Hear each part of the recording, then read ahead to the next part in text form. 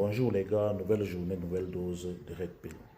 Un véritable homme qui se respecte n'a pas besoin de montrer sa valeur.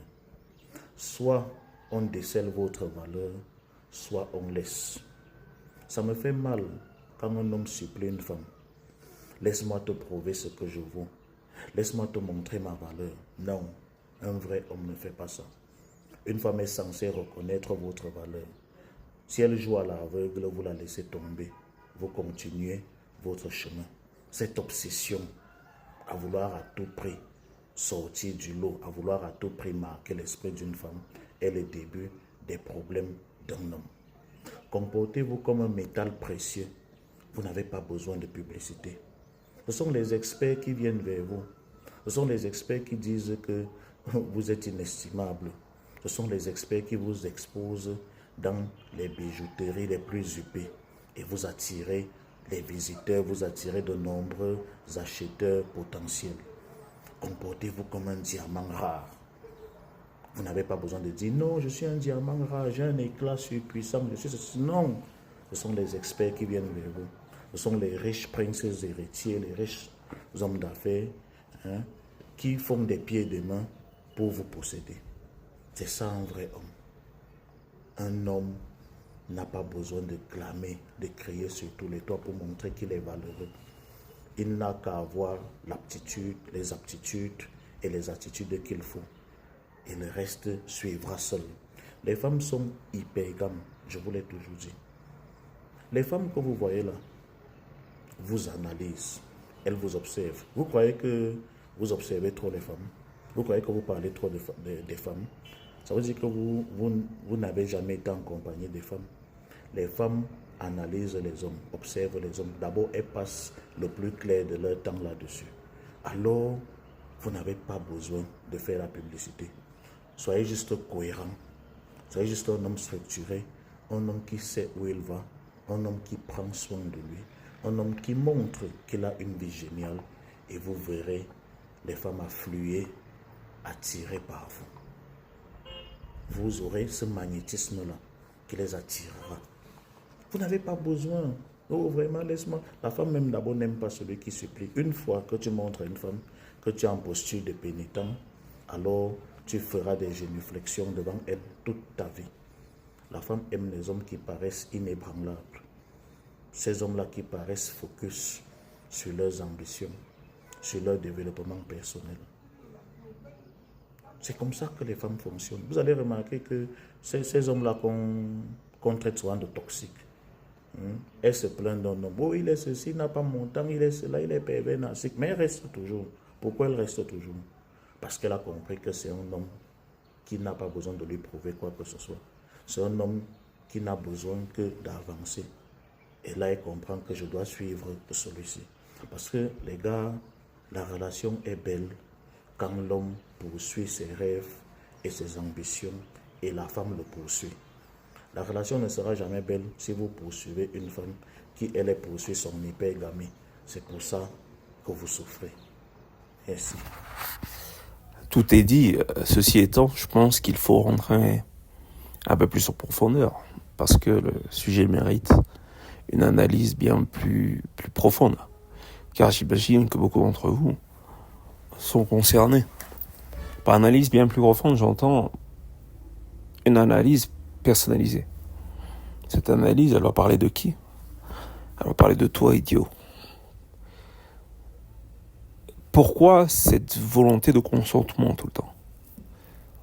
On veut que les autres consentent à notre présence, qu'ils justifient par leur appréciation notre valeur. Bien entendu, ceci fait suite à un manque de confiance en soi initial. Et c'est là-dessus qu'on va faire un travail. Pourquoi tu as besoin d'être validé? Même lorsque tu penses que c'est pas le cas. Du moins, tu ne veux pas qu'on te salisse. Tu ne veux pas avoir une mauvaise réputation. Tu ne veux pas qu'on nuise au saint graal de ta personne. Donc, tu t'étonnes que l'on choisisse d'autres plutôt que toi. on peut revenir à l'homme cocu qui se compare à son amant. En fait, il est hors sujet. Ils ne se rendent pas compte qu'en réalité, il n'est pas le problème. En fait, ce problème ne concerne que sa nana, celle qui a décidé de s'envoyer en l'air. Donc c'est un problème qui la concerne. Mais beaucoup d'hommes projettent donc le problème ou rejettent le problème sur eux. Je ne suis pas assez ceci, je ne suis pas assez cela. En réalité, les nanas fonctionnent d'une manière complètement différente. Et dans le regard de l'autre, dans le regard des autres, il y a la nana, puisque la nana est fondamentalement sociale et c'est elle qui permet, qui régit donc cette réalité sociale. Donc tu veux être aimé des filles. Et c'est impossible. Parce que l'amour que les femmes réservent à un mec n'a rien à voir avec lui. Tu comprends ? Ça n'a rien à voir avec ce que tu es. Donc, beaucoup veulent justifier leur légitimité dans l'existence par le biais d'une appréciation extérieure. Ils se trompent. Donc, le travail consiste surtout à ne plus faire d'efforts dans ce sens. À ne plus chercher à être apprécié. Parce que c'est alors qu'on fait des erreurs. Parce qu'en face, l'autre le voit, qu'on cherche à plaire. Et donc, qu'est-ce qui se passe ? Sur le plan hiérarchique, il prend le dessus sur vous. Celui qui vous observe faire des efforts pour le plaire. C'est gagné. Et dans les relations de couple, c'est la même chose. Une fois que vous faites des efforts pour plaire à l'autre, je dis pas qu'il faut pas en faire, bien entendu. Mais une fois que l'autre se rend compte que derrière les efforts que vous faites, il y a surtout une peur d'être abandonné, là c'est mort. C'est mort. C'est comme pour les relations. Au début, vous êtes le héros. Et c'est tout à fait normal en tant qu'homme. Vous êtes le héros, vous la faites kiffer. En général, c'est comme ça que ça marche. À moins que ce soit pour une relation intéressée, mais dans la plupart des cas, si vous regardez, j'imagine qu'il y a des jolis garçons qui m'écoutent, vos relations, et là je parle pour ceux pour qui ça se passe bien au début, et puis que ça foire à la fin. Ce qui est le cas de beaucoup de gars. Il y a beaucoup de gars qui comprennent pas. Je vais vous expliquer, petit con. Non, je plaisante. Donc, au début, ça marche parce que vous êtes vous-même. Donc, vous avez récolté des forces tout le long de votre célibat ou de votre temps d'amusement. Du coup, vous connaissez votre karaté, comme disent les jeunes. Vous savez quoi faire, vous savez comment prendre soin de vous, vous savez comment vous habiller, vous savez comment faire des développés couchés, vous maîtrisez votre corps, vous maîtrisez votre pensée, vous avez eu le temps de la développer et tout ça. Donc sur le plan mathématique, vous êtes à un niveau où vous avez coffré, vous avez étoffé votre science, vous avez étoffé votre personne, sans même que vous vous en rendez compte. Et du coup, vous dégagez cette aura qui fasse que vous devenez magnétique, sans même vous en rendre compte. Vous savez,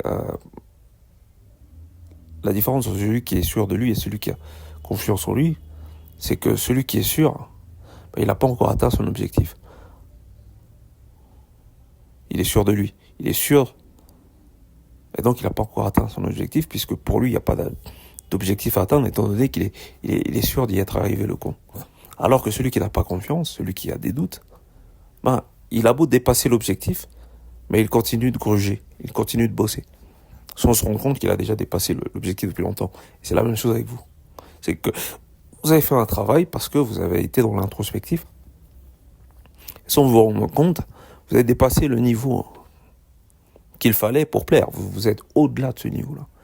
Mais là où il va y avoir une rechute, c'est là où il y a le déséquilibre entre la confiance que vous avez au début et les retombées de cette confiance qui ne sont pas additionnées à la conscience de vous-même. Vous n'avez pas conscience du fait d'avoir glow up. Donc, on ne vous aime pas pour vous et ce que vous êtes, on vous aime pour ce que vous êtes devenu, grâce au travail que vous avez fait sur vous-même. Mais ça, vous l'ignorez. alors tout le long de la relation, vos peurs vont ressortir. Ils vont ressurgir au moment où vous allez vous abandonner pour elle. Pour lui demander ce qu'elle pense, ce qu'elle veut. Et du coup, le rapport de force va s'inverser. Elle va devenir celle qui dirige.